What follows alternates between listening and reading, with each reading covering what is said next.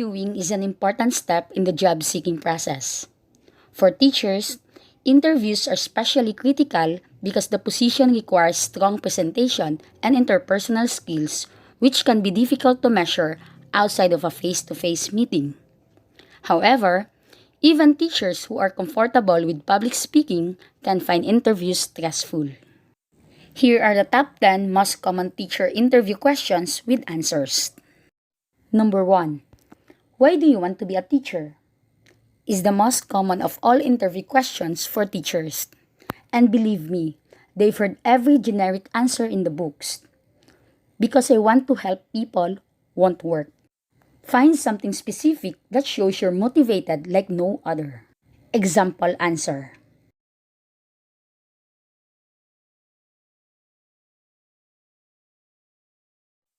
Number 2. What is your teaching philosophy?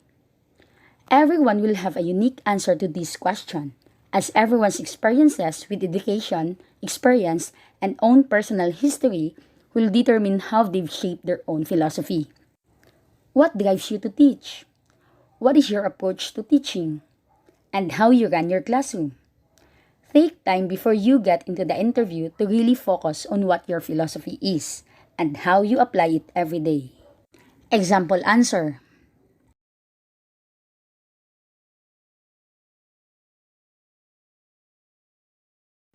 Number 3. How can you help our school, our students? Teacher interview questions like these don't have to make you blink. Remember, take the time to learn the school's needs first. Here is the example answer.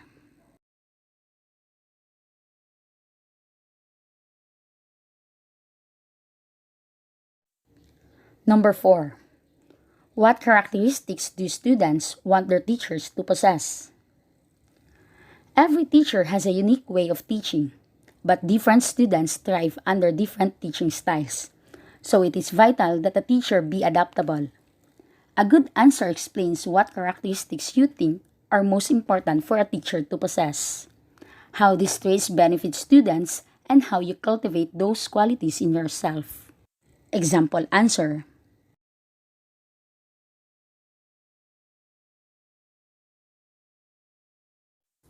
Number 5. What can you bring to our school that makes you unique? This question is pretty straightforward and the perfect opportunity for you to really let your unique qualities shine. Talk about activities you've participated in or passions you have that can easily translate into teachable moments and classroom activities that fall outside the usual curriculum that is currently being enacted. Don't criticize what they're doing, but explain how what you're bringing will augment and complement what they've already got in place. Here is the example answer.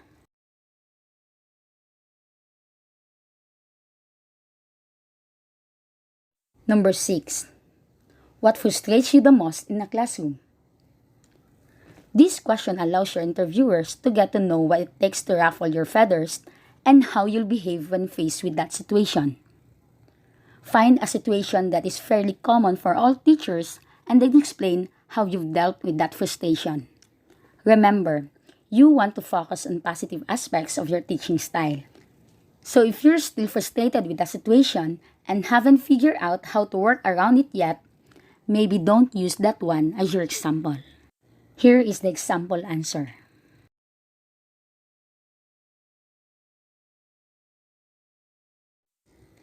Number 7. What do you think of technology in the classroom and how you have integrated it in your lessons? Many teachers now incorporate technology into their lessons. Your answer to this question should explain your thoughts on technology and how that translates to your teaching. Many teachers aim to use available technology without letting it take over the classroom. Example answer.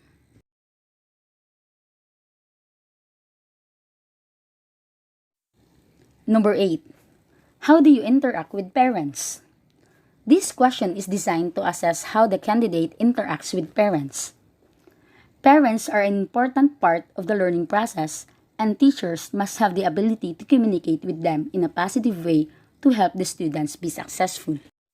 Here is the example.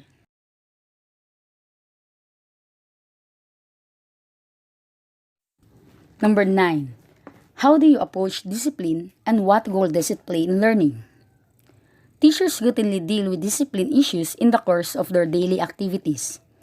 It is extremely important for a candidate to explain how they view discipline and what role it plays in the classroom.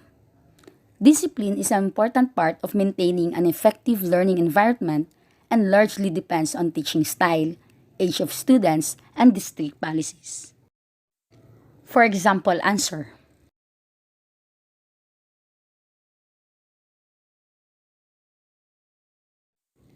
Last question. Why should we hire you to teach here? This is the teacher interview questions equivalent of the old standby, why should we hire you? The example answer is for a school that wants technology in the curriculum. Here is the example.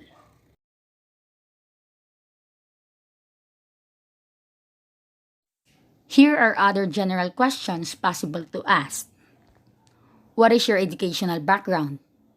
What was the most rewarding part of attending the particular school?